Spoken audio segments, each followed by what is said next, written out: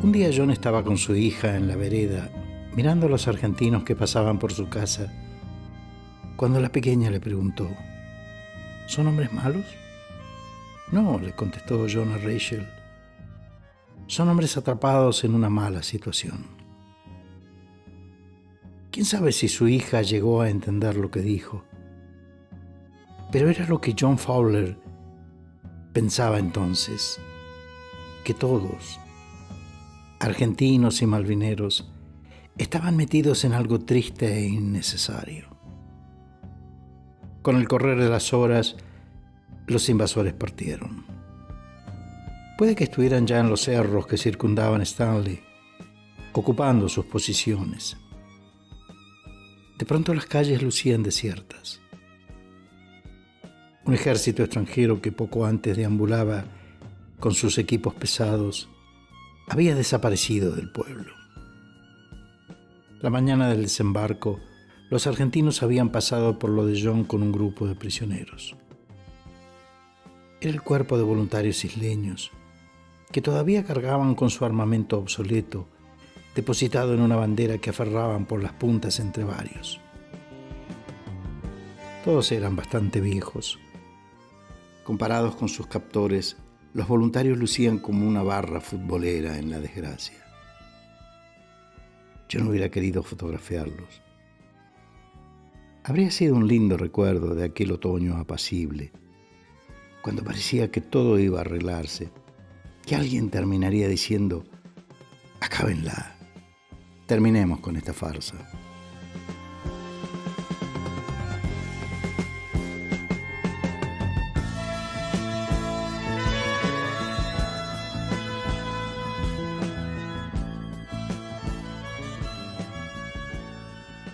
La invasión sorprendió a los isleños porque estaba fuera de todo cálculo.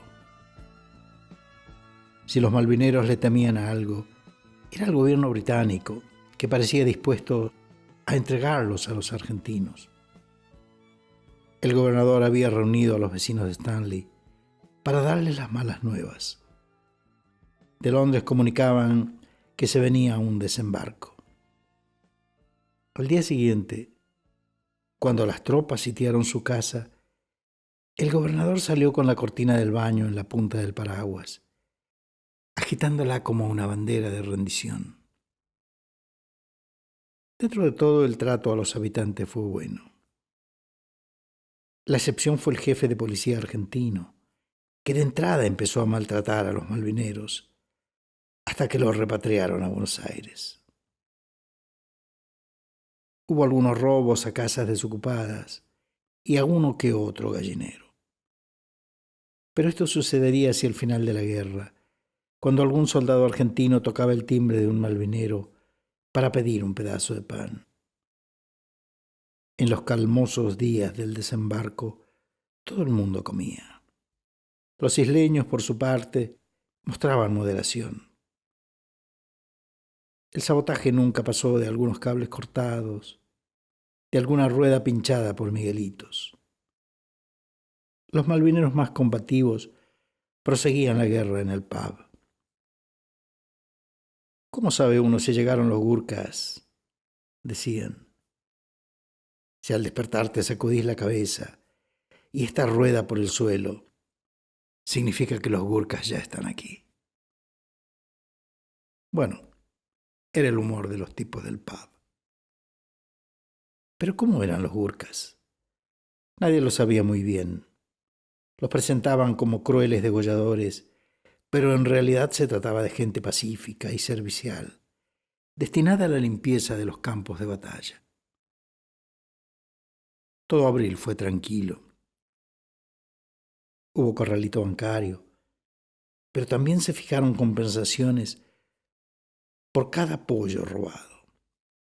Para salir de la casa, los vecinos debían colgar un pañuelo en la ventana.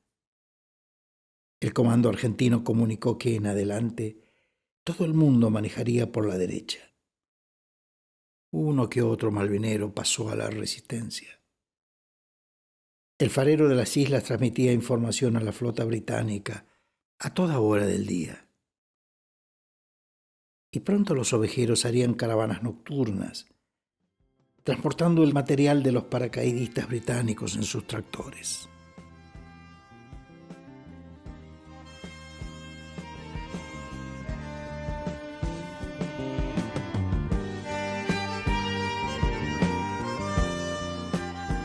Los ingleses llegaron en mayo. John estaba avivando el fuego cuando sintió que explotaba la estufa. Era un Avro Vulcan que bombardeaba el aeropuerto. La onda entró por la chimenea y lo tiró en la alfombra.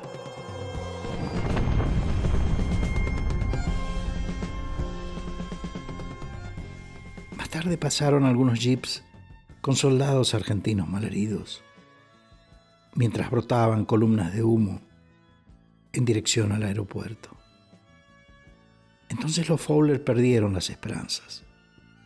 Con esta incursión aérea y el hundimiento de un crucero por un submarino atómico, la guerra ya era un hecho.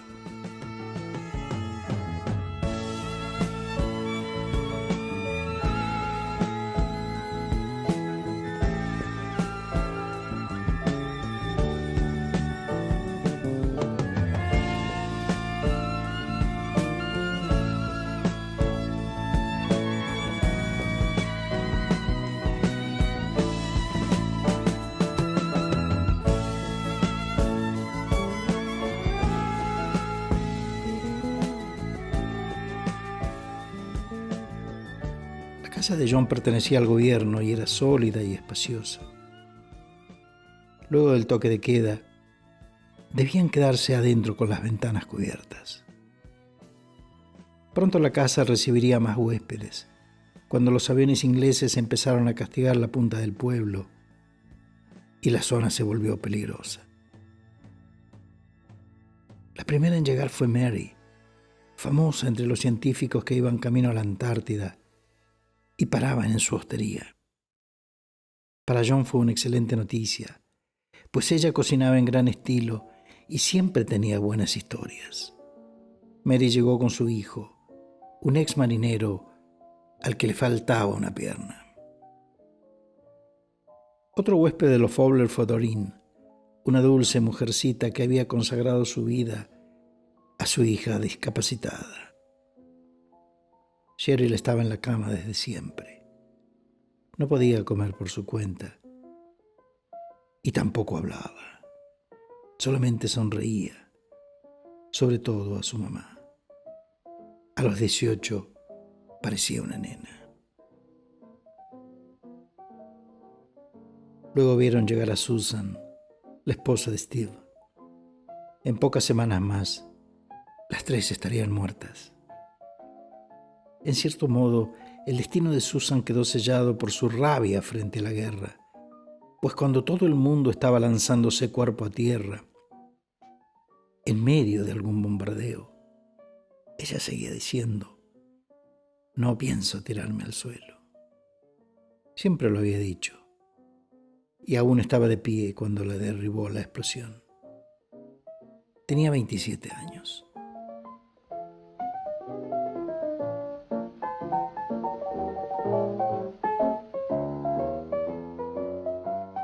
Pero en los inicios de aquel otoño templado, nadie mentaba la muerte.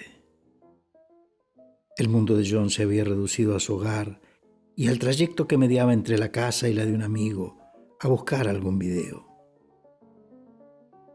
Aquella caminata con Rachel se convirtió en el único paseo. Generalmente volvían pronto, pues John presentía que algo podía pasar en su ausencia. Sin embargo, sucedió ante sus narices. Una tardecita estaba jugando con su hija en el jardín, cuando un avión tembloroso emergió de los montes a baja velocidad, meciendo sus alas sin esperanzas, tan bajo que se veía al piloto. La artillería argentina empezó a dispararle, hasta que un impacto lo hizo saltar en pedazos. John no podía creerlo. Desde el patio de su casa, vio cómo cazaban a un semejante como si fuera una rata. Rachel que solo tenía 3 años, entró a la casa despavorida. El avión fue un Mirage argentino, derribado por fuego amigo. Pero aún faltaba lo peor. Todos pensaron que había explotado la estufa. Tardaron en comprender que había sido un cañonazo. Al parecer todos estaban vivos. Pero entonces llegó Verónica a decirle que Doreen estaba muy mal. Cuando John entró al dormitorio, la vio tendida en el piso, con sus lentes cubiertos de polvo. Había muerto en el acto. Luego se ocuparon de Susan, la esposa de Steve. John la ayudó a levantarla, mientras buscaba un espejito para ponerle en la boca, pero era obvio que tampoco respiraba. Mary estaba en un rincón de la pieza, malherida y en shock, preguntando por su hijo, el marinero sin pierna.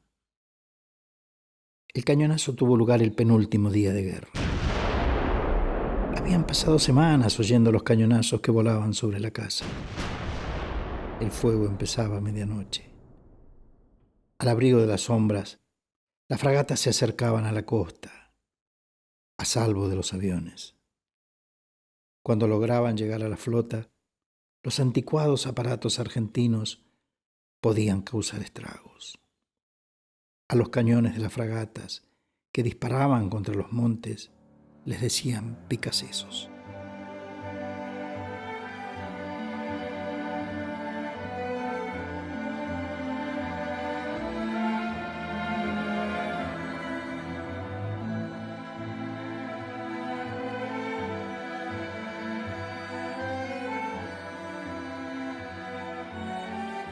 El cañonazo dio contra el techo, o quizás explotó en el aire. Se anunció con su tétrico zumbido. Doreen se abrazó a la esposa de John, temblando como una hoja. A continuación retumbó la casa y todo quedó a oscuras. Hubo un ruido de lluvia metálica, como un chaparrón de verano. Era el tanque de agua. Cuando se disipó la nube de polvo, Doreen seguía abrazada a Verónica. Esta le preguntó cómo estaba. Doreen no dijo palabra. Una esquirla de acero le había rebanado la columna. Susan, la esposa de Steve, murió con la taza en la mano. Estaba en el vano de la puerta, apoyada contra el marco y mirando hacia la cocina, reviviendo alguna cosa, con una sonrisa en los ojos. De pronto voló por el reventón.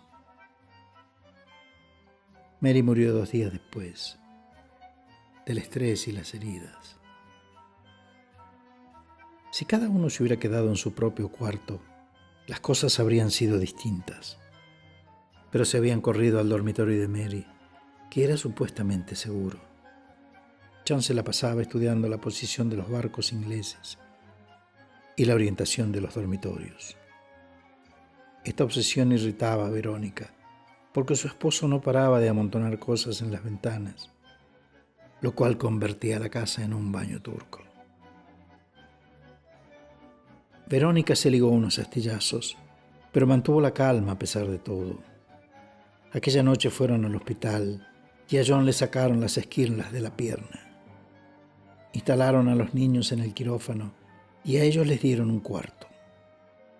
Llevaban un rato acostados cuando John sugirió a Verónica que se guarecieran bajo la cama, así que pasaron 2 noches durmiendo ahí.